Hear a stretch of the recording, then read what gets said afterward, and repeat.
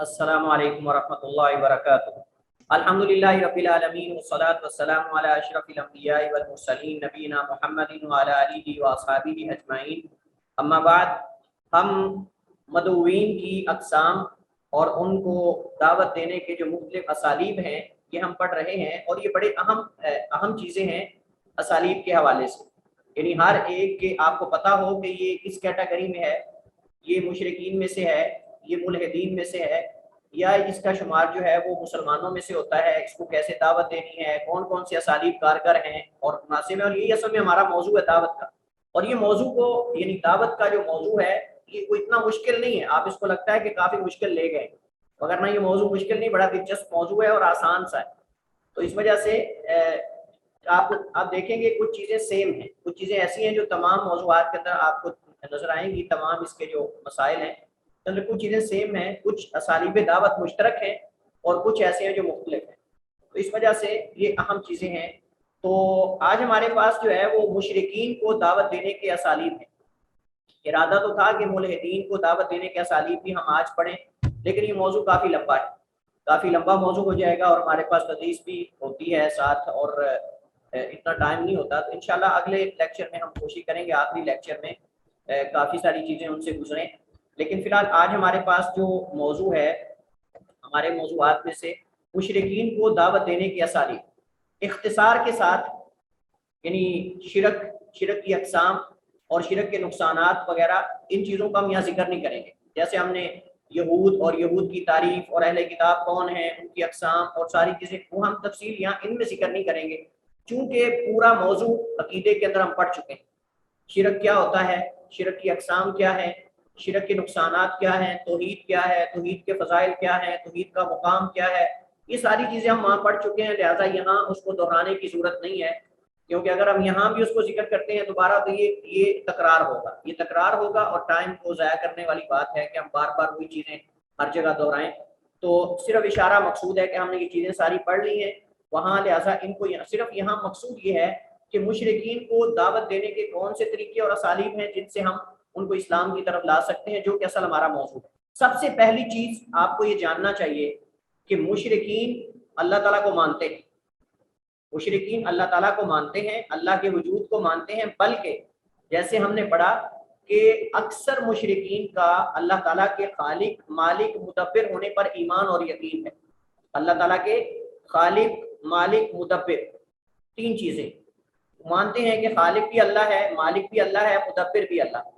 बाकी ये है कि वो कुछ दूसरी हस्तियों को अल्लाह ताला के साथ शरीक बनाते हैं, और ये हम रुबूबियत के अंदर पढ़ चुके हैं कि वो रुबूबियत का इकरार करते हैं, और ये दलील आगे इंशाल्लाह हम जिक्र करेंगे कि ये दलाइल में से। तो लिहाजा जब अल्लाह को मानते हैं, अब मसला रसूल की सदाकत और अमानत का है कि हम रसूल की सदाकत और सच्चाई जो है उनसे मनवाएं और उसके दलाइल दें, सबसे पहली चीज़। तो लिहाजा पहली दलील या पहला उसलूब जो आप उनसे इख्तियार करेंगे वो रसूल की सदाकत पर दलाइल कायम करना है, और ये उनके लिए है जो रसूल को नहीं मानते, और वो मुशरिकीन के जो कलमा गो हैं, जो कलमा गो हैं और अल्लाह के नबी पर ईमान लाते हैं, उनसे नबी की सदाकत व अमानत को मनवाने की जरूरत नहीं। उनसे जो अगले दलाइल आ रहे हैं अल्लाह ताला की ज़ात के बारे में, और जो अल्लाह ताला ने माबूदान बातिला की मिसालें और तशबीह दी है, मकड़ी के जाले से, मकड़ी के घर से, इस तरह जो है वो गुलाम के साथ, और मुख्तलिफ मिसालें जो बयान की हैं उनके साथ, वो जो दरबुल मिसल का जो तरीका है, दरबुल अमसाल का, वो उनके साथ चलेगा। आगे आ रहा है इंशाल्लाह, उसको हम वहाँ इंशाल्लाह मैं तंबीह करूँगा। लेकिन ये जो दलील है ना नबी अलैहिस्सलाम की सच्चाई और सदाकत व अमानत पर, ये जो मुशरिकीन अल्लाह के नबी के पर ईमान नहीं लाते, अल्लाह को मानते हैं लेकिन नबी अलैहिस्सलाम को नहीं मानते, उनके लिए। और नबी करीम अलैहिस्सलाम की सदाकत पर और सच्चाई पर कुरान करीम में बड़े बड़े मजबूत दलाइल दिए गए, हम उनको तरतीब के साथ पढ़ते हैं। सबसे पहले तो अल्लाह ताला का बजाते खुद इसकी गवाही देना, अल्लाह ताला का बजाते खुद इसकी गवाही देना कि नबी अलैहिस्सलाम जो है वो अल्लाह ताला की तरफ से रसूल हैं, और काफ़ी है अल्लाह ताला गवाह बनने वाला और गवाही देने वाला। अल्लाह ताला फरमाता है कुल अय्यु शैइन अकबरु शहादा, कह दो कि कौन सी चीज़ गवाही में सबसे बड़ी हो सकती है, यानी आपके नज़दीक कौन सी चीज़ बड़ी गवाही जो है वो गवाही के लिए हो सकती है सबसे बड़ी। कुलिल्लाहु शहीदुन बैनी व बैनकुम, अल्लाह से बढ़कर भी बड़ा कोई गवाह हो सकता है, अल्लाह से बढ़कर भी कोई बड़ा गवाही देने वाला और सच्चा हो सकता है। تو اللہ تعالیٰ شہید بینی و بینکم، میرے اور تمہارے درمیان گواہ ہے. وَأُوحِيَ إِلَيَّ هَذَا الْقُرْآنُ لِأُنذِرَكُم بِهِ، اور میری طرف یہ قرآن وحی کیا گیا ہے. لِأُنذِرَكُم یہ لام تعلیل ہے، یعنی جس میں کسی چیز کی ریزن اور وجہ بیان کی جاتی ہے. تو لِأُنذِرَكُم بھی تاکہ میں اس کے ذریعے تم کو ڈراؤں. وَمَن بَلَغَ اور جس کو یہ قرآن پہنچے. أَإِنَّكُمْ لَتَشْهَدُونَ أَنَّ مَعَ اللَّهِ آلِهَةً أُخْرَى، کیا تم اس بات کی شہادت دیتے ہو کہ اللہ کے ساتھ کوئی اور گواہ بھی ہے، اب کوئی اور الہ بھی ہے. قُل لَا أَشْهَدُ، فرما دیجئے نبی کہ میں تو اس بات کی شہادت نہیں دیتا. قُلْ إِنَّمَا هُوَ إِلَٰهٌ وَاحِدٌ، بلکہ یہ فرمائیے کہ بے شک وہ اللہ ایک الہ ہے. وَإِنَّنِي بَرِيءٌ مِّمَّا تُشْرِكُونَ، اور بے شک میں برات کا اظہار کرتا ہوں، بری ہوں اس چیز سے جو تم اللہ کے ساتھ شریک بناتے ہیں. تو یہاں مقصود محل شاہد یہ ہے کہ اللہ تعالیٰ نے نبی کی صداقت کو یعنی اس کے لیے خود اللہ تعالیٰ نے گواہی دی. اس کو پیش کریں آپ. نمبر 2، نبی کریم علیہ الصلوۃ والسلام کی صفات کا جو گزشتہ کتب میں ذکر ہوا ہے آپ ان کو ذکر کریں. اور یہ مشترک ہیں وہ مشرکین جو اہل کتاب ہیں، وہ مشرکین جو اہل کتاب ہیں یہ ان کے لیے ہے، یہ ان کے لیے ہے. اور یہ آپ کو مشرکین جو غیر اہل کتاب ہیں ان کے لیے بھی کبھی کارگر ثابت ہو سکتی ہے، ان کے لیے بھی ہو سکتی ہے، جیسا کہ آگے اس کا دوسرا جز آ رہا ہے. اللہ تعالیٰ قرآن کریم میں، اور یہ ہم پہلے پڑھ چکے ہیں، الذین آتیناہم الکتاب یعرفونہ کما یعرفون ابناءہم وان فریقا منہم لیکتمون الحق وہم یعلمون. یہ ہم آیت پہلے پڑھ چکے ہیں یہود و نصارہ کے بارے میں. الذین یتبعون الرسول النبی الأمی الذی یجدونہ مکتوبا عندہم فی التوراۃ والانجیل، یہ بھی ہم پڑھ چکے ہیں. یہود کا اس کی گواہی دینا ہم یہ پہلے ذکر کر چکے ہیں کہ نبی کریم علیہ الصلوۃ والسلام کی بعثت سے قبل یہود مشرکین کو آپ کا ذکر کر کے ڈرایا کرتے تھے کہ جب نبی آئے گا آخری تو ہم اس کے ساتھ مل کر آپ کے خلاف جہاد کریں گے اور آپ پر فتح حاصل کریں گے. فتح طلب کرتے تھے، یستفتحون، فتح طلب کرتے تھے، ڈرایا کرتے تھے مشرکین کو. اور مشرکین کو یہ بتایا جائے کہ یہ گزشتہ کتابوں کے اندر بھی یہ بات موجود ہے اور وہ تمہیں اسے ڈراتے تھے. اور وہ یہود و نصارہ بھی اس بات کی خبر دیتے تھے جیسا کہ گزر چکا ہے. نصارہ کا اس کی گواہی دینا، نصارہ بھی رسول کریم علیہ الصلوۃ والسلام کی بعثت کے انتظار میں رہتے تھے. عیسیٰ علیہ السلام نے انہیں آپ صلی اللہ علیہ وسلم کی بعثت کی بشارت دی ہے متعدد مقامات پہ. آج بھی جو کتاب مقدس ہے ان کی اس کے اندر موجود ہے، بائبل کے اندر موجود ہے، آج بھی ایسی باتیں موجود ہیں جس میں نبی علیہ السلام کی شہادت اور آپ کی گواہی موجود ہے، باوجود اس کے کہ وہ بدلی جا چکی ہے، باوجود اس کی کہ اس میں تحریف واقع ہو چکی ہے. لیکن آج بھی تورات کے اندر، انجیل کے اندر جو اس وقت موجود ہے یہود و نصارہ کے پاس، اس کے اندر بھی نبی علیہ السلام کے بارے میں بشارتیں اور خوشخبریاں موجود ہیں جو انبیاء نے دی ہیں کہ ایک نبی آخری آئے گا. اللہ تعالیٰ قرآن کریم میں فرماتا ہے وَإِذْ قَالَ عِيسَى ابْنُ مَرْيَمَ يَا بَنِي إِسْرَائِيلَ، اور جب عیسیٰ بن مریم نے کہا اے بنی اسرائیل انی رسول اللہ علیکم، میں تمہاری طرف اللہ کا رسول ہوں، مصدقا لما بین یدی، اور میں تصدیق کرنے والا ہوں جو مجھ سے پہلے تورات وغیرہ کی جیسی کتابیں ہیں، وبشرا برسول، اور خوشخبری سنانے والا ہوں اس رسول کی، یاتی من بعدی جو میرے بعد آئے گا، اسمہ احمد، اس کا نام احمد ہوگا. اللہ کے نبی کے دو نام معروف تھے، محمد اور احمد. فلما جاءهم بالبينات قالوا هذا سحر مبين، جب وہ ان کے پاس واضح دلائل لے کر آ گیا تو کہنے لگے یہ تو کھلا جادو ہے. تو یہ دلیل ہے. مشرکین مکہ کا رسول اللہ صلی اللہ علیہ وسلم کی صداقت و امانت کی گواہی دینا باوجود اس کے کہ مشرکین تھے، یہ آج کے مشرکین پر بھی آپ بطور حجت کے پیش کر سکتے ہیں. یہ اسلوب دعوت ہے کہ آپ ان کو کہیں کہ مشرکین مکہ جن کے اندر اللہ کے نبی علیہ السلام نے زندگی گزاری ہے، جن کے اندر آپ پرورش پائی، جن کے اندر آپ پیدا ہوئے، جن میں سے اللہ کے نبی علیہ السلام تھے، وہ بھی نبی کریم علیہ السلام کی صداقت و امانت کی گواہی دیتے تھے اور آپ صلی اللہ علیہ وسلم کو امین اور صادق و امین کے نام سے پکارتے تھے.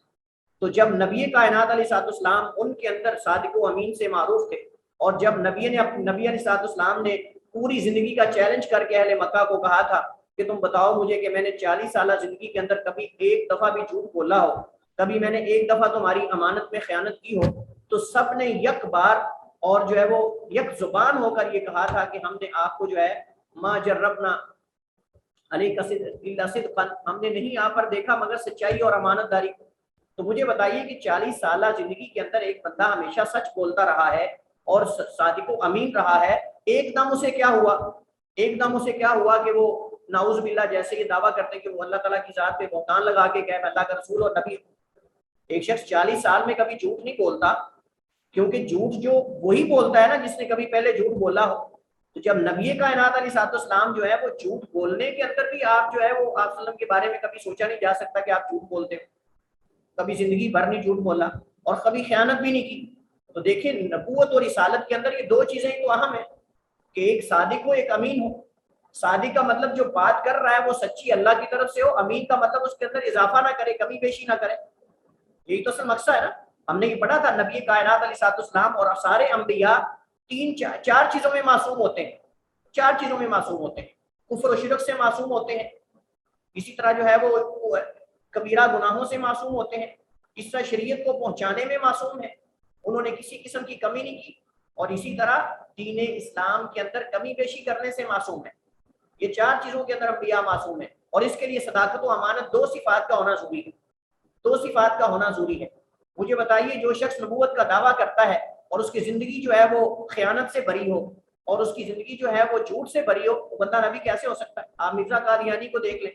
اس جیسے جو جھوٹے نبی پیدا ہوتے ہیں ان کے جھوٹ کی سب سے بڑی دلیل یہ ہوتی ہے کہ ان کا ماضی پہلے داغدار ہوتا ہے.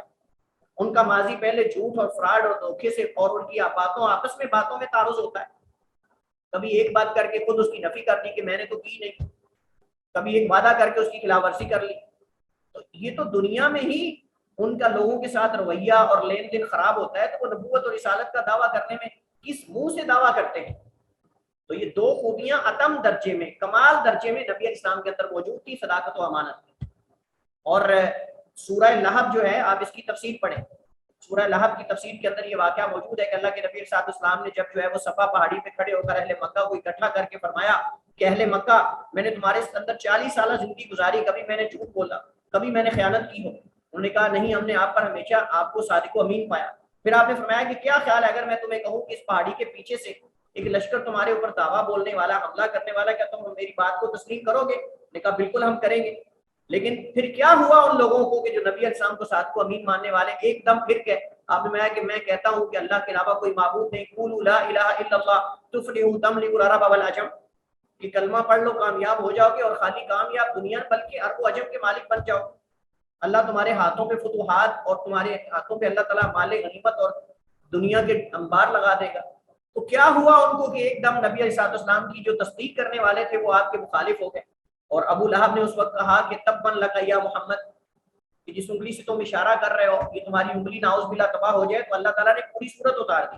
اس کی تفسیر کے اندر یہ آپ کو تفصیلی واقعہ. اس طرح نبی علیہ السلام کے بارے میں اہل مکہ کا مشرکین کا جو نظریہ تھا وہ آپ واقعہ ہرقل کے اندر پڑھ سکتے ہیں. ابو سفیان رضی اللہ تعالیٰ عنہ ابھی مسلمان نہیں ہوئے تھے, قافلہ لے کر شام میں آتے جاتے تھے تجارت کے لیے. تو وہاں جو رومن کی سب سے بڑی سپر پاور طاقت تھی اس وقت وہ ہرقل تھا. ہرقل جو کیسر روم کہلاتا تھا. ہرقل سے اس نے جاننا چاہا کہ جو نبی آئے ہیں عرب کے اندر ان کے حالات کو جانتا ہوں. انہوں نے بھیجا کہ کیا شام کے اندر کوئی قافلہ آیا ہوا ہے تو انہیں لے کر آؤ. تو لوگ جو ہے وہ ابو سفیان اور ان کے ساتھ جو دیگر اہل مکہ تھے ان کو لے کر چلے گئے. بڑے بڑے سردار تھے قافلے کے اندر, تجارتی قافلہ تھا. تو ہرقل نے ابو سفیان رضی اللہ تعالیٰ عنہ سے, ابھی مسلمان نہیں ہوئے تھے, ابھی مشرک تھے, کئی سوالات کیے. ان سوالات کے اندر سے ایک سوال یہ تھا کہ جو تمہارے اندر یہ نبی آیا ہے کیا اس نے پہلے بھی کبھی جھوٹ بولا ہے؟ کیا پہلے تمہارے اندر یہ یعنی مطلب امانت و صداقت سے معروف تھا یا جھوٹ پہلے بھی بولتا تھا؟ انہوں نے کہا کہ ابو سفیان نے کہا کہ کبھی اس نے زندگی بھر ہمارے اندر جھوٹ نہیں بولا, بلکہ وہ تو صادق و امین سے ہمارے یہاں معروف ہے. پھر اس نے کئی سوالات کیے اور اس نے آخر میں یہ کہا, اس نے کہا کہ اگر واقعہ ہی جو تم باتیں کر رہے ہو یہ صحیح ہے تو پھر یہ اللہ کا رسول ہو سکتا ہے, اس کے علاوہ کوئی اور نہیں ہو سکتا. اور پھر اس نے کہا کہ اگر میں مطلب جیسے اس کے بارے میں منقول ہے آپ کتابوں کے اندر پڑھتے رہتے ہیں, اس نے کہا کہ اگر میں مطلب میرے لیے ممکن ہوتا تو میں جا کر ان کے قدم دھوتا یا ان کے قدموں میں بیٹھتا, یا مختلف قسم کے الفاظ اس کی طرف سے نقل کیے جاتے ہیں. البتہ اس کو جو تسلیم کرنے سے جس چیز نے روکا وہ صرف اناد, تکبر اور ابا اور بڑا پن تھا کہ میں اپنی قوم کا بڑا ہوں, اور اگر میں مسلمان ہو جاتا ہوں تو یہ ساری میری شہرت اور یہ واہ واہ اور یہ ساری چتراہٹ ختم ہو جائے گی. جیسے فرعون نے کہا انا ربکم الاعلی, وگرنہ وہ مان چکا تھا کہ اللہ کے نبی آخری نبی اور کائنات کے رسول ہیں. یہ دلیل دی جا سکتی ہے. اور رسول اللہ صلی اللہ علیہ وسلم کے معجزات ہیں, اللہ کے نبی علیہ السلام کے متعدد معجزات ہیں. اور ہم نے جب ایتھیزم پڑھا تھا الہاد, تو اس میں ہم نے نبوت اور رسالت کے برحق ہونے پر ہم نے جو دلائل پڑھے تو اس میں ہم نے معجزات بھی اس کی طرف اشارہ کیا تھا. اگر کوئی اعتراض کرنے والا یہ اعتراض کرے کہ بھائی تم معجزات کی بات کرتے ہو نبی کے سچا ہونے کے لیے, یہ تو شبدہ باز بھی کرتے ہیں. یہ تو جادوگر بھی آپ کو اس طرح کی کرتا ہو اور یہ چیزیں دکھا سکتے ہیں. تو اس کا جواب یہ ہے کہ نبی علیہ السلام کے جو معجزات تھے وہ ان کا ہونا عقلی اعتبار سے بھی اس وقت یعنی انسان تصور نہیں کر سکتا، انسان کی طاقت سے بالا تر تھے. جادو شوکتا بازی کے اندر یہ چیزیں انسان جادوگر کرتے ہیں اور جادوگر خود اس چیز کو تسلیم کرتے ہیں کہ ہمارے پاس کوئی اختیار نہیں اور ہم کچھ نہیں کر سکتے. اور دوسری بات یہ کہ وہ ایک ہی طرح کے ہوتے ہیں، وہ ایک ہی طرح کے ہوتے ہیں اور ان کا باطل لوگوں کو پتا ہوتا ہے کہ یہ جادو ہے. اس کو کوئی نہیں سمجھ رہا ہوتا کہ یہ صحیح کر رہا ہے، اس کو جادو ہی سارے تصور کر رہے ہوتے ہیں اور ایک کرتب تصور کر رہے ہوتے ہیں شوکتا بازی. لیکن نبی علیہ السلام کے معجزات حقائق پر مبنی تھے، جبکہ ان لوگوں کی شوکتا بازی جو ہے آنکھوں پر دھوکا ہوتا ہے، صرف آنکھوں کو دھوکا ہوتا ہے، حقیقت میں کچھ بھی نہیں ہوتا. مجھے بتائیے ایک بندہ جو ہے وہ کسی کے منہ سے اگر پیسے نکال رہا ہے جادو کے ذریعے، میجک کے ذریعے، اگر وہ منہ سے پیسے نکال رہا ہے یا ناک سے پیسے نکال رہا ہے ڈبہ بھر کے، تو وہ گھر میں کیوں نہیں بیٹھ جاتا؟ اگر صحیح پیسے نکال رہا ہے منہ سے تو وہ گھر میں بیٹھ کے اپنے بچوں سے، اپنے بیوی کے منہ سے پیسے نکالتا رہے اور جا کے اپنے کاروبار چلاتا رہے. اگر واقعی صحیح پیسے نکال سکتا ہے بندے کے منہ سے تو پیسے گھر میں بیٹھ کے مشین لگا لے، گھر میں بیٹھ کے پیسے بنا کے جو ہے وہ امیر بن جائے دنیا کا سب سے بڑا. اگر اتنا ہی وہ با اختیار ہے جادوگر تو وہ روڈوں پہ آگے دھکے بیچارہ کیوں کھا رہا ہے، روڈوں پہ کیوں رول رہا ہے آگے؟ تو اس کا مطلب یہ کہ ساری شوکتا بازی ہے، آنکھوں کا صرف دھوکا ہے. لیکن نبی، اور دوسری بات یہ کہ وہ ایک ہی جادو ہر جگہ دکھاتا ہے، ہر جگہ جا کر وہ ایک ہی جادو دکھاتا ہے. یہاں اس چوک میں آئے گا تو وہی جادو دکھائے گا، اگلے چوک میں جائے گا وہی دکھائے گا، اس سے اگلے میں جائے گا. اس سے بڑھ کر زندگی بھر کبھی وہ کوئی اضافی چیز لے کر نہیں آتا. جو اس نے اپنے استاد سے سیکھا ہوتا ہے، ہاتھ کی صفائی، وہی وہ دوسروں کو دکھاتا ہے. لیکن نبی کائنات علیہ السلام کے جو معجزات تھے یہ متعدد تھے، چند گنتی کے نہیں تھے، ایک دو تین چار کے ان کو جتلایا جا سکے، متعدد بے شمار ہیں اور مختلف قسم کے ہیں، ایک طرح کے نہیں ہے. جادوگر ایک طرح کے کرتب دکھاتا ہے، لیکن نبی علیہ السلام متعدد قسم کے معجزات لے کر آئے ہیں اور آپ کے معجزات لا تعداد ہیں، بے شمار ہیں. کہیں چاند دو ٹکڑے ہو رہا ہے، کہیں آپ اسراء و معراج پہ جا رہے ہیں، کہیں آپ جو ہے وہ آپ کو قرآن کا معجزہ، سب سے بڑا معجزہ چیلنج ہے پوری دنیا کو، کوئی تقسیم کر کے دکھائے اس طرح کا لے کر تو آئے. اللہ کے نبی کے ہاتھوں سے چشمے کا نکلنا، پانی کا نکلنا، نبی علیہ السلام کے پسینے کا خوشبو اور عطردار ہونا، معطر ہونا، نبی علیہ السلام کے وہ جو کینکریوں کا گفتگو کرنا، تسبیح کرنا، کھجور کے تنے کا رونا، اور اسی طرح جو ہے وہ اللہ کے نبی علیہ السلام کا بہت زیادہ بیماروں کا اپنا لعاب لگانا اور فوراً ان کا صحیح ہو جانا. وہ صحابی جو کعب بن اشرف یہودی کو قتل کر کے اس کے گھر سے نکلنے لگے، حضرت عبداللہ ابن عتیق یا محمد بن مسلمہ تھے غالباً، جب وہ اترنے لگے رات کو تو انہوں نے دیکھا کہ شاید یہ سیڑھی ہے، اندھیرا تھا تو پاؤں رکھنے لگے تو وہ سیڑھی نہیں تھی، نیچے گر گئے، پاؤں میں موچ آ گئی، ہڈی ٹوٹ گئی. اللہ کے نبی کے پاس آئے بھاگتے بھاگتے، نبی علیہ السلام کو ساری حقیقت بتائی. اللہ کے نبی نے لعاب لگایا. آپ تصور کریں کہ ہڈیاں جڑنے میں کتنا ٹائم لگتا ہے، کئی مہینے لگ جاتے ہیں، پلستر لگاتے ہیں، احتیاط کرواتے ہیں. لیکن نبی علیہ السلام نے اپنا لعاب مبارک لگایا اور فوراً صحابی کا گھٹنا جو ٹوٹا ہوا تھا وہ نکلا ہوا ٹھیک ہو گیا، فوراً چلنے لگ گئے. وہ صحابی کو چھڑی دی، وہ روشن ہو گئی. نبی کے صحابہ کا شیر بھی احترام کرتے تھے، جنگل کے حیوان درندے بھی احترام کرتے تھے اور ان کو سلیوٹ کرتے تھے. یعنی نبی علیہ السلام کے معجزات کی ایک لمبی لسٹ ہے. اگر آپ ان کو جاننا چاہیں تو امام بہقی کی کتاب دلائل النبوہ کو پڑھیں، امام بہقی کی کتاب دلائل النبوہ کو پڑھیں. نبی علیہ السلام کا بچے کی تخلیق کے بارے میں بتانا 1400 سال پہلے، کہ جب جو ہے یہ الٹرا ساؤنڈ ہو، یہ مشینیں بھی نہیں تھی، مکھی کے پر کے اندر یہ چیزیں جو ہیں، ایک کے اندر بیماری ہے اور ایک کے اندر شفا ہے، یہ چیزیں بتانا جب سائنس نہیں تھی. مطلب یہ ساری جو تحقیقاتی چیزیں ہیں کائنات اور انسان سے متعلق، یہ کس نے دی ہیں؟ کیا یہ شوکتا بازی ہے؟ یہ ساری چیزیں جو اللہ کے نبی علیہ السلام جو ہے وہ یہ معجزات دکھاتے تھے، یہ اللہ تعالیٰ کی طرف سے تھے. قرآن سب سے بڑا معجزہ ہے جس نے مشرکین عرب کو خصوصاً اور پوری دنیا کو عموماً ایک ایسی صورت کی مثل لانے کا چیلنج کیا. اللہ تعالیٰ فرماتا ہے قُلْ إِن كُنتُمْ فِي رَيْبٍ مِّمَّا نَزَّلْنَا عَلَىٰ عَبْدِنَا فَأْتُوا بِسُورَةٍ مِّن مِّثْلِهِ وَادْعُوا شُهَدَاءَكُم مِّن دُونِ اللَّهِ. اگر تم ہمارے بندے پر جو ہم نے اتاری ہے، اپنے بندے پر قرآن کو اتارا ہے، دین کو اتارا ہے، آیات کو، اگر تم اس کے بارے میں شک ہے کہ یہ محمد کریم جو ہے کسی راہب سے، پادری سے سن کر آگے ہیں یا اپنی طرف سے بنا کے لے آئے، تو تم بھی ذرا اس طرح کی صورت بنا کے لے آؤ. اگر تمہارے اندر استطاعت ہے تو تم بھی اس طرح کی صورت بنا کے لے آؤ. تم بھی عرب دان ہو، عربی دان ہو، اپنے آپ کو، تمہیں اپنی فصاحت و بلاغت پہ ناز ہے. اور واقعی تھا عرب کو تو چیلنج کیا نا، ان کو ان کے میدان میں چیلنج کیا. یہ نہیں کہا کہ تم جو ہے وہ فلسفہ لے کر آؤ، یا کوئی تم جو ہے وہ دوائی بنا کر دکھاؤ. مطلب ان کو چیلنج وہ کیا جو ان کا فن تھا، تاکہ یہ نہ رہے کہ ان کو تو یہ آتا نہیں تھا، قرآن کو چیلنج کر رہا ہے. یعنی اگر ان کو چیلنج اس چیز کا کیا جاتا کہ جس میں وہ معروف نہیں تھے، جس پر ان کو تجربہ نہیں تھا یا ایکسپرٹ نہیں تھے، تو پھر تو اعتراض آ سکتا تھا کہ قرآن نے تو ان کو چیلنج وہ کیا ہے جس پر جو ان کے اندر معروف ہی نہیں تھا.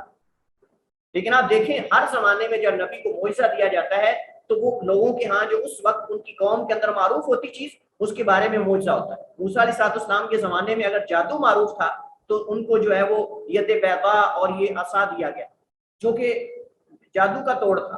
اور نبی علیہ السلام کے زمانے میں چونکہ عرب کے ہاں فصاحت و بلاغت اور یہ ادب اور یہ ساری چیزیں تھی، تو نبی علیہ السلام کو قرآن جیسا معجزہ دیا گیا.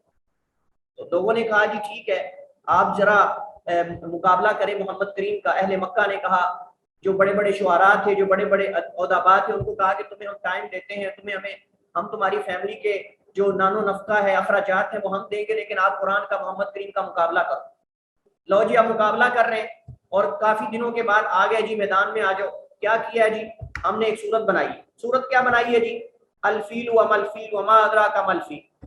الفیل وما الفیل وما ادراک ما الفیل. ہاتھی ہاتھی ہوتا ہے اور تمہیں کیا پتا کہ ہاتھی کیا ہوتا ہے؟ اس کی جو ہے وہ سونڈ لمبی ہوتی ہے اور دموں اس کی چھوٹی ہوتی ہے. مجھے بتائیے یہ صورت بن رہی قرآن کے مقابلے میں.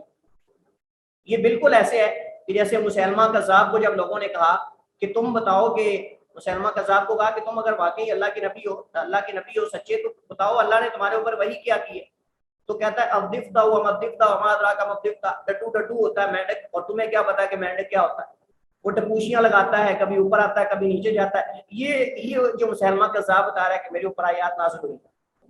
اور یہ یعنی آپ سمجھے کہ یہ جو انہوں نے صورت بنائی، حالانکہ فصاحت و بلاغت میں عرب کے مقابلے میں، مشرکین مکہ کے مقابلے میں کوئی نہیں تھا، لیکن وہ اس قرآن کا مقابلہ نہیں کر سکے. تو اس سے ملتا جلتا ایک جملہ بولا جاتا ہے جی، یہ ان کی صورت جو انہوں نے بنائی تھی الفیل وما الفیل وما ادراک ما الفیل، اس سے ملتا جلتا ایک جملہ ہے. کہتے ہیں جی الدال وما الدال وما ادراک ما الدال يدل على قلة المال وكثرة العيال. دال دال ہی ہوتی ہے، تمہیں کیا پتا ہے کہ دال کیا ہوتی ہے؟ دال جس گھر کے اندر پکتی ہے یہ مال کے کم ہونے کی دلیل ہے اور فیملی کے زیادہ ہونے کی دلیل ہے. قلت مال اور کثرت عیال کی دلیل. الدال وما الدال وما ادراک ما الدال يدل على قلة المال وكثرة العيال. یہ تو ان مشرکین مکہ کی جو سورۃ الفیل انہوں نے بنائی تھی، انہوں نے جو بنائی تھی سورۃ الفیل، الفیل وما الفیل وما ادراک ما الفیل، یہ تو اسی طرح جملہ ہے. تو یہ تو کوئی بھی بنا سکتا ہے اس طرح کا. آپ دال کو لگا لیں یا آپ کسی اور چیز پہ لگا لیں. تو بات یہ ہے کہ یہ ایک معجزہ تھا، اس کا مقابلہ نہیں کر سکے وہ، اس کی مثل نہیں لا سکے. اس کے علاوہ انشقاق قمر ہے، چاند کا 2 ٹکڑے ہونا، معراج ہے، فتح بدر ہے. اس کے علاوہ اللہ تعالیٰ نے 1000 کے مقابلے میں یہ کبھی سوچا نہیں جا سکتا.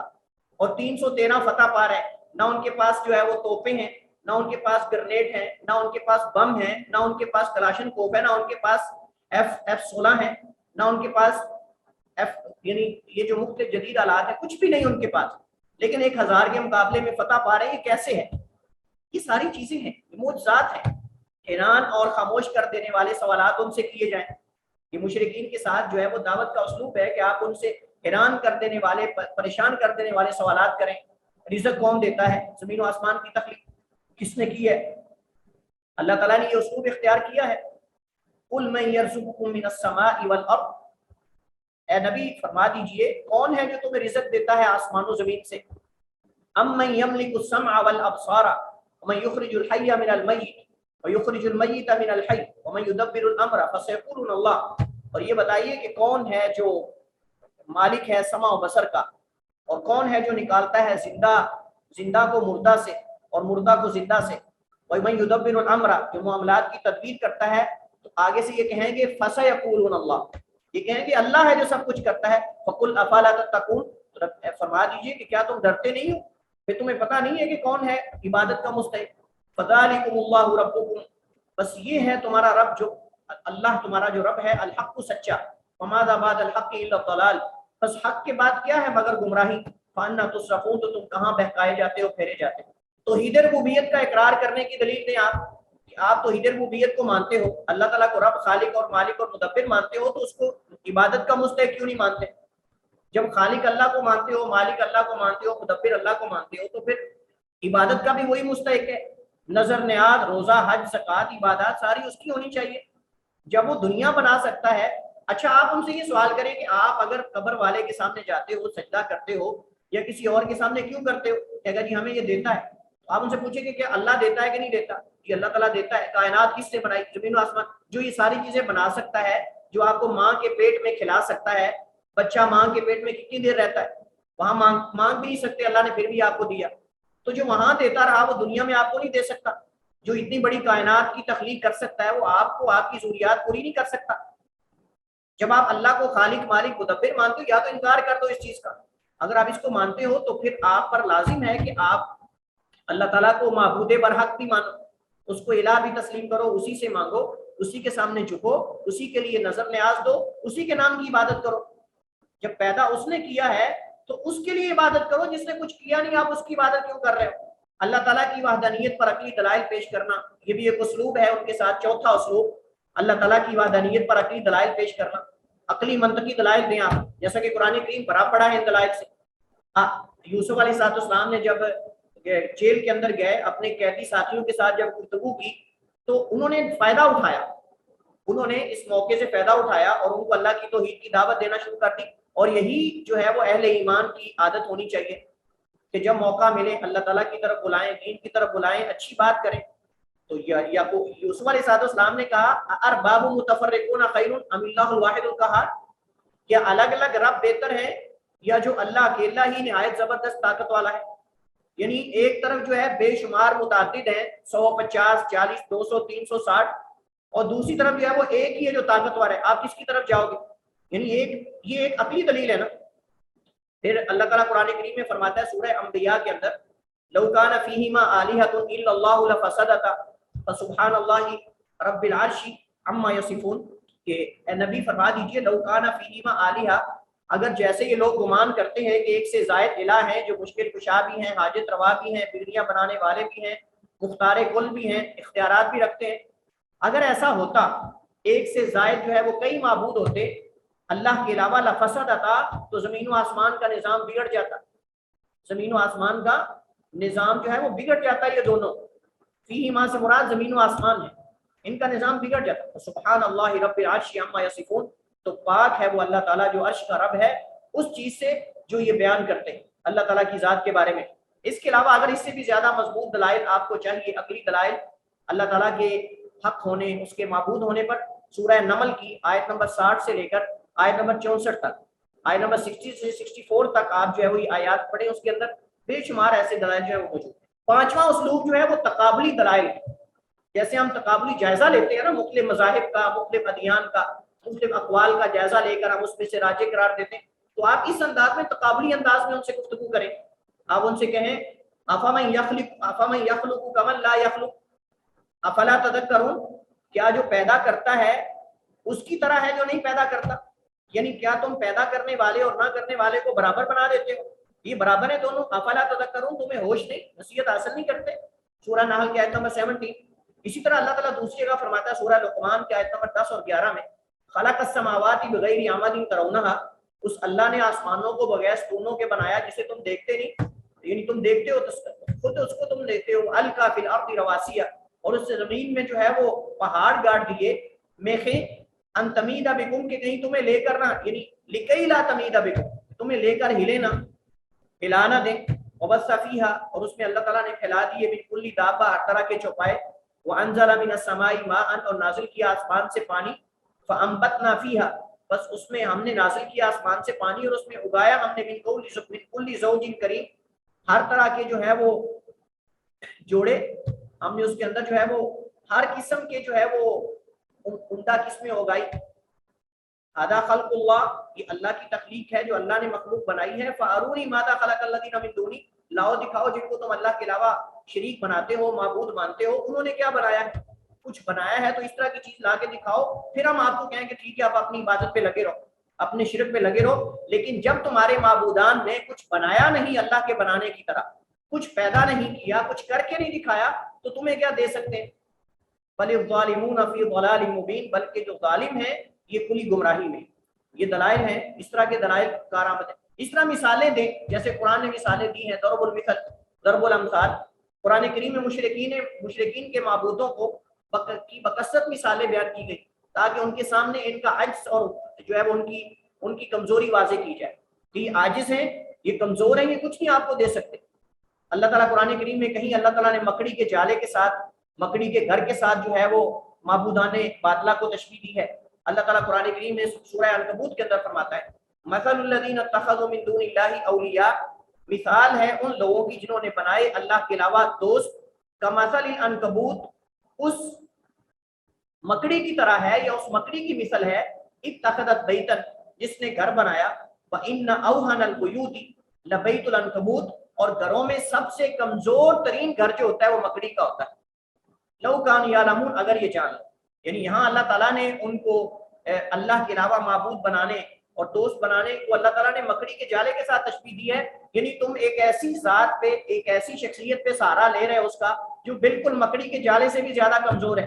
اب مجھے بتائیے، اگر ایک گرنے والا شخص آسمان سے، دوسری بلڈنگ سے، تیسری سے، چوتھی منزل سے، یعنی first floor, second, third, fourth سے اگر وہ گرتا ہے اور مکڑی کے جالے کو ہاتھ لگا دیتا ہے، پکڑ لیتا ہے، مجھے بتائیے اس چھت سے گرنے والے کو مکڑی کا جالا بچا سکتا ہے؟ یعنی کائنات میں سب سے کمزور ترین اگر کوئی چیز ہے تو مکڑی کا جالا ہے، ہم اگر یہ کہہ لیں تو جب مکڑی کا جالا وہ کسی گرنے والے کو نہیں بچا سکتا تو بتائیے کہ یہ جو معبودان باطلہ ہیں یہ تو ان سے بھی زیادہ کمزور ہیں، تو یہ تمہیں کیا سہارا دے سکتے ہیں؟ تمہارے لیے نفع نقصان کے کیسے مالک ہیں؟ جیسے مکڑی کا جالا کوئی نفع نقصان کا مالک نہیں۔ حقیر مکھی سے تشبیہ دی گئی ہے اور یہ بڑی زبردست مثال ہے۔ اللہ تعالیٰ فرماتا ہے یا ایھا الناس، اور یہ عبداللہ ابن عباس رضی اللہ عنہما مفسر قرآن حبر الامہ فرماتے ہیں کہ جب قرآن میں یا ایھا الناس، یا ایھا الذین آمنوا، یا اس طرح کا الفاظ آئے، اس طرح کی الفاظ سے پکارا جائے تو کان لگا کے سننا چاہیے۔ کوئی اہم بات ہونے لگی ہے، کوئی اہم ترین فیصلہ، کوئی اہم ترین بات ہونے لگی ہے، اس کو کان لگا کے سنیں۔ یا ایھا الناس، اے لوگو، ضرب مثل، مثال بیان کی گئی ہے، فاستمعوا لہ، اسے غور سے کان لگا کے سنو، استماع کے ساتھ۔ ان الذین تدعون من دون اللہ، بے شک وہ لوگ جنہیں تم اللہ کے علاوہ پکارتے ہو، لن یخلقوا ذبابا، ایک مکھی نہیں بنا سکتے، ولا اجتمعوا لہ، اگر سارے اکٹھے ہو جائیں، ایک نہیں، دو نہیں، تین نہیں، چار نہیں، پوری کائنات کے معبودان باطلہ اکٹھے کر لو، ایک مکھی بنانے سے قاصر اور ایک مکھی بنانے سے عاجز ہے۔ وَإِن يَسْلُبْهُمُ الذُّبَابُ شَيْئًا، اگر ان سے مکھی کو چیز چھین کر لے جائے، مکھی بنانا تو درکنار، مکھی اگر ان سے کوئی لقمہ چھین کر لے جائے، لا يَسْتَنْقِذُوا مِنْهُ، اس سے وہ واپس نہیں لے سکتے۔ اللہ تعالیٰ فرماتا ہے ضعف الطالب والمطلوب، کتنا ہی کمزور ہے مانگنے والا اور جس سے مانگا جا رہا ہے۔ جو مکھی سے نوالا نہیں چھین سکتا، جو مکھی سے نوالا، وہ مکھی کیسے بنائے گا؟ اور مکھی جو نہیں بنا سکتا وہ تمہیں کیسے دے سکتا ہے؟ بیٹا تمہیں کیسے دے سکتا ہے؟ رزق کیسے دے سکتا ہے؟ بڑی زبردست مثال ہے یہ ایسے لوگوں کے لیے جو غیر اللہ کو پوجتے ہیں۔ آپ جو ہے وہ اس بابے کے دربار پہ، اس کی قبر پہ جا کے جو ہے وہ گھی رکھ دیتے ہو، نمک رکھ دیتے ہو، اس کے بعد جو ہے وہ بڑی عجیب و غریب آپ وہاں دیکھتے ہیں چیزیں رکھی ہوتی ہیں، نذرانے پیش کیے جاتے ہیں، جی کوئی نمک لا رہا ہے، کوئی مٹھائی لا رہا ہے، کوئی جو ہے وہ دیسی گھی لا رہا ہے۔ اچھا، حتیٰ کہ میں نے کسی قبر پر لہسن بھی دیکھا ہے، گھی رکھتے ہیں، لہسن رکھتے ہیں، نمک رکھتے ہیں، اور مرچیں بھی رکھ دینی چاہیے تاکہ آنے والے کا خوب جو ہے وہاں جو ہے وہ قیمہ بنا کے پکایا جائے۔ بڑی عجیب و غریب کیفیات آپ وہاں دیکھتے ہیں۔ اگر وہاں سے کوئی چیز اٹھا کے لے جائے کوئی، وہ واپس نہیں لے سکتا۔ بابا جی ہیں، مشکل کشا ہیں، حاجت روا ہیں، ان کے بقول اس کا غلہ بابے کا جو لے کے چلا جاتا ہے، پورے کا پورا صندوق۔ بلکہ گزشتہ دنوں میں خبر تھی، ایک پوری قبر سے بابا ہی کو نکال کے لے گیا، پوری قبر سے بابا ہی نکال کے لے گیا کوئی۔ چلے صندوق اور پیسے نکالنا تو یہ تو سونا تھا، لیکن بابا ہی کو لے گیا نکال کے۔ وہ بابا اپنے آپ کو نہیں بچا سکا، وہ تمہیں کیا کرے گا؟ اللہ۔ مشترک غلام کی مثال قرآن کریم میں دی گئی۔ ایک غلام ہے جو نیوٹرل ہے، مطلب وہ ہر ایک اس کے دو تین آقا ہیں، اس کی بھی سننی ہے، اس کی بھی سننی ہے، اس کا بھی کرنا ہے، اس کا بھی کرنا ہے۔ اور ایک ایسا غلام ہے جو خاص ہے، ایک ہی بندے کا ہے، اس کو ایک ہی حکم دیتا ہے اور ایک ہی اس کو جو ہے وہ بلاتا ہے، اور ایک کے تحت یہ وہ ہے، اور ایک کئی لوگوں کے متحد ہے۔ اب وہ جو ادھر ادھر جائے گا وہ کیا کرے گا؟ اب اگر ایک سے زیادہ معبود ہو ایک کہے کرو دوسرا کہے نہ کرو، ایک کہے یہ کرو دوسرا کرے وہ کرو، کیسے ہوگا یہ ممکن؟ ضرب لکم مثلا من انفسکم، اس نے تمہارے لیے خود تمہیں میں سے ایک مثال بیان کی، هل لکم مما ملکت ایمانکم من شرکاء، کیا تمہارے لیے ان غلاموں میں سے جن کے تم مالک ہو، تمہارے دائیں ہاتھ مالک ہیں، فیما رزقناکم، یعنی جو تمہیں اللہ تعالیٰ نے رزق دیا ہے کہ تم اس میں برابر ہو، فانتم فیہ سوا تخافونہم کخیفتکم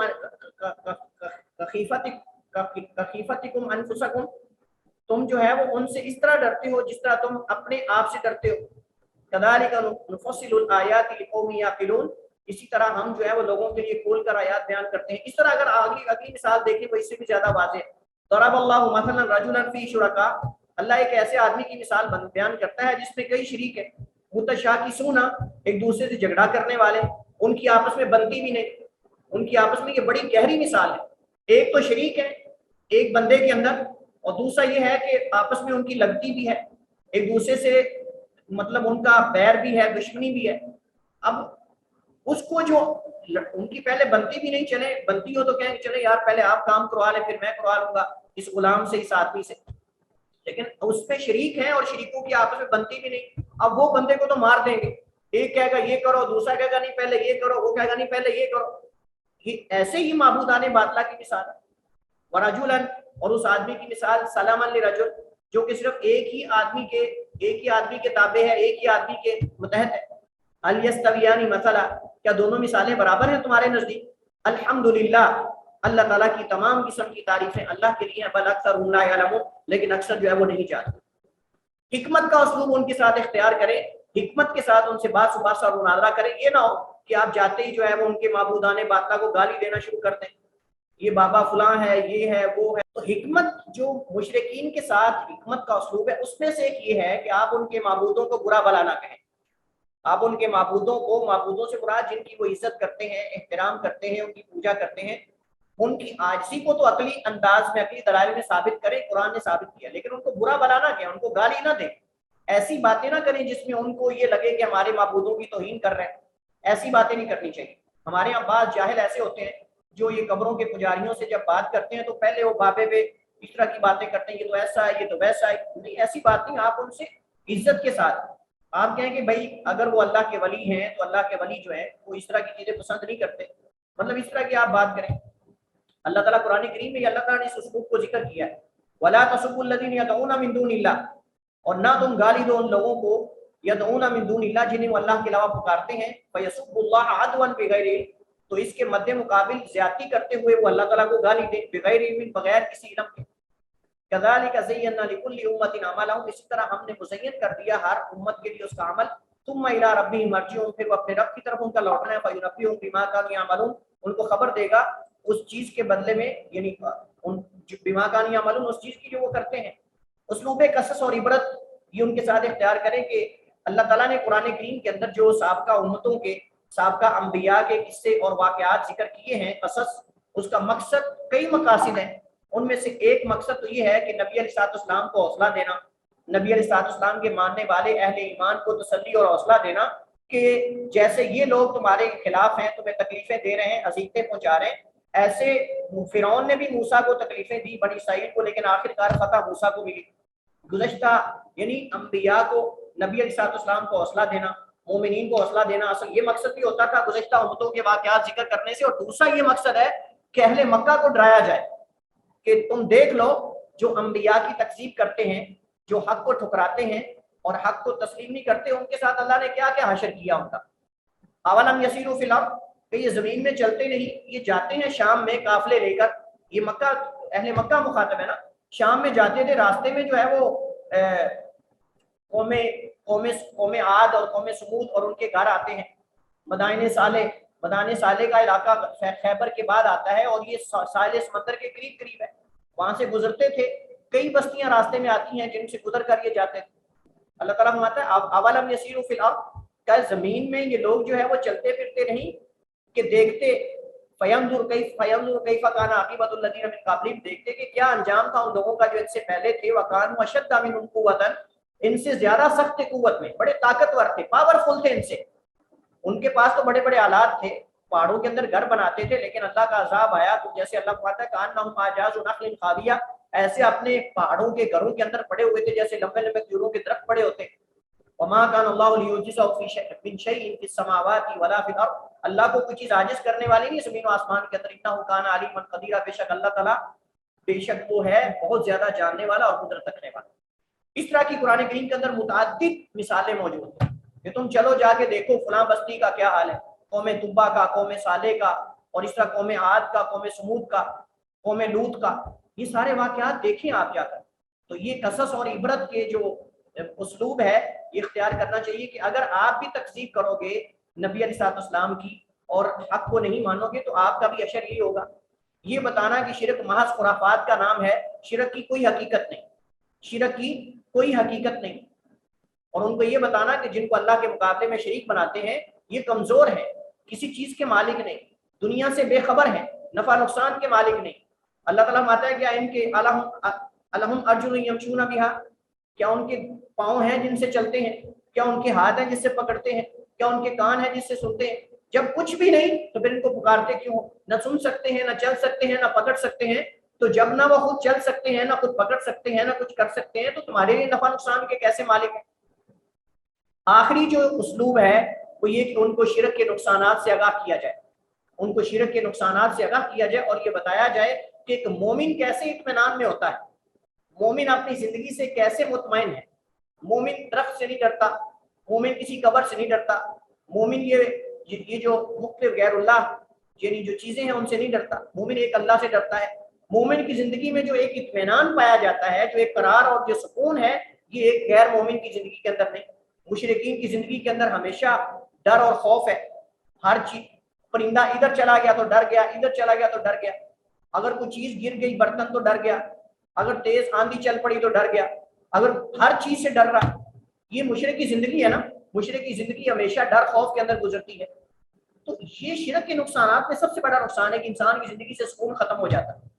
دنیاوی نقصانات سے آگاہ کیا جائے اور اخروی نقصانات سے آگاہ کیا جائے اور مثالیں دے کر بتایا جائے کہ دیکھیں جہاں توحید ہوتی ہے، اللہ کی وحدانیت ہوتی ہے، ایک اللہ کی عبادت کی جاتی ہے، وہاں امن ہوتا ہے، سکون ہوتا ہے.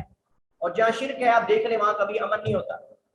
اس طرح آخرت کے جو نقصانات ہم نے پڑھے، شرک اکبر کے عمل برباد کر دیتا ہے، عمل کو ضائع کر دیتا ہے اور ہمیشہ ہمیشہ جہنم کو جو ہے وہ واجب کر دیتا ہے، جنت کو حرام کر دیتا ہے، اللہ تعالیٰ نے معاف نہیں کرنا. مطلب اس طرح کی چیزیں یہ آخری ہے. اگر شروع میں آپ کہو کہ اللہ تعالیٰ نے شرک کو معاف نہیں کرنا، فلاں نہیں کرنا، پہلے بھائیوں سے نبوت اور رسالت اور یہ ساری چیزیں تو منواؤ. یہ اس کو یہ تو منواؤ کہ جن کو ہم پوجتے ہیں اللہ کے علاوہ یہ کسی نفع نقصان کے مالک نہیں، جن کو یہ پوجتے ہیں، یہ ساری چیزیں. تو یہ ہیں اسالیب ان لوگوں کی دعوت کے جو ہمیں اختیار کرنے چاہیے. اور بھی چیزیں ہو سکتی ہیں لیکن اختصار کے ساتھ تلک عشرۃ کاملہ، یہ 10 ہیں جو آپ کے سامنے ذکر کیے گئے. انشاءاللہ اس کے بعد کچھ مزید دیگر جو مخالفین ہیں ان سے دعوت کے اسالیب ہیں ان کو انشاءاللہ اگلے لیکچر میں ہم پڑھیں گے. اسی پر اکتفا کرتے ہیں. واللہ تعالی اعلم واحکم، وصلی اللہ وسلم علی نبینا محمد وعلی آلہ وصحبہ وسلم.